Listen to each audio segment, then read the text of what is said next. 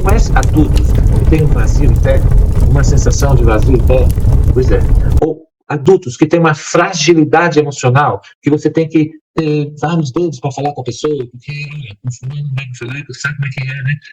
Ele é melindrado, qualquer coisa ele se ofende, qualquer coisa ele se dá mal. Então são pessoas que possivelmente possam não ter tido as relações afetivas, e a gente está falando de 0 a 2 anos. De 0 a 2 anos.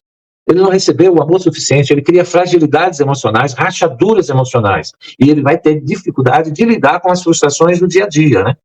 Agora, essa criança não, está tranquila, recebeu o amor, o afeto. Né? E, pessoal, só para vocês entenderem a gravidade do processo, estamos falando de 0 a 1 ano e meio, 2 anos, no máximo. É algo tremendo. Estamos falando nos primeiros momentos da vida, né, de um ser humano, extremamente importante. Extremamente importante. Eu só pegar uma fala, né? E só para vocês entenderem, eu acho que é legal essa fala, né? É da educadora Ellen G. White, no livro Temperança. Ela diz assim: as lições aprendidas, veja bem, as lições aprendidas, os hábitos formados durante os anos da infância, né, primeira e segunda infância, tem mais a ver com o caráter e a direção da vida do que todas as instruções de educação dos anos posteriores.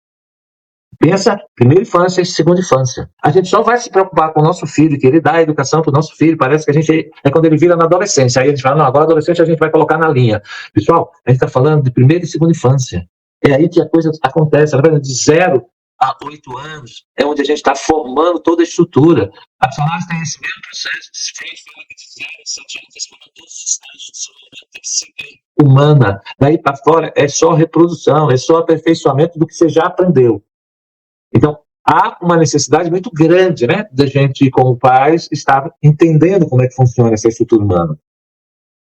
Toda essa estrutura é importante para a criança. Ele tem que descobrir o mundo, né?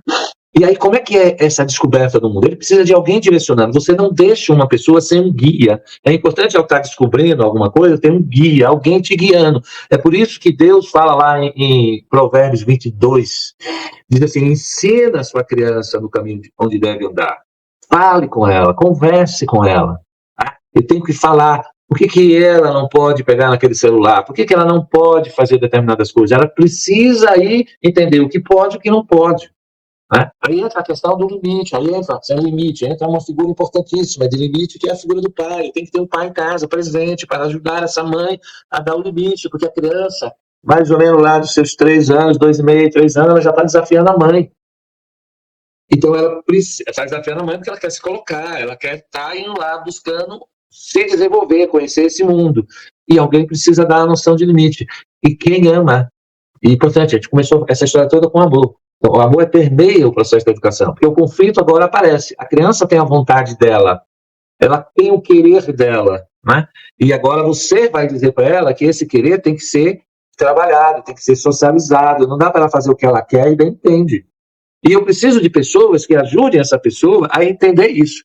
E pensa uma coisa, as regras, normas, precisam ser colocadas, mas por pessoas amorosas.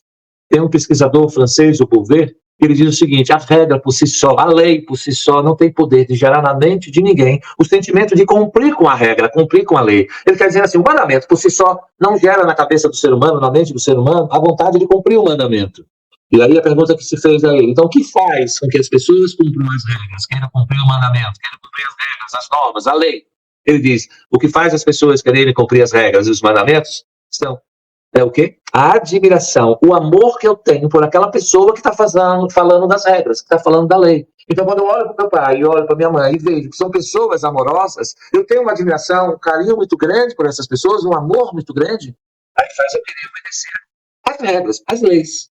É isso que José faz, quando ele aprende isso, né? Vou fazer tamanho mal ao meu Deus. Ou seja, eu não quero, Deus é uma pessoa que eu amo, tenho um carinho muito grande por ele e por o meu patrão, né? Era o patrão dele também, que ele tinha um carinho muito grande, ele admirava muito. E ele falou: não vou cometer esse ato, né, de pecado, de erro, não vou quebrar a lei.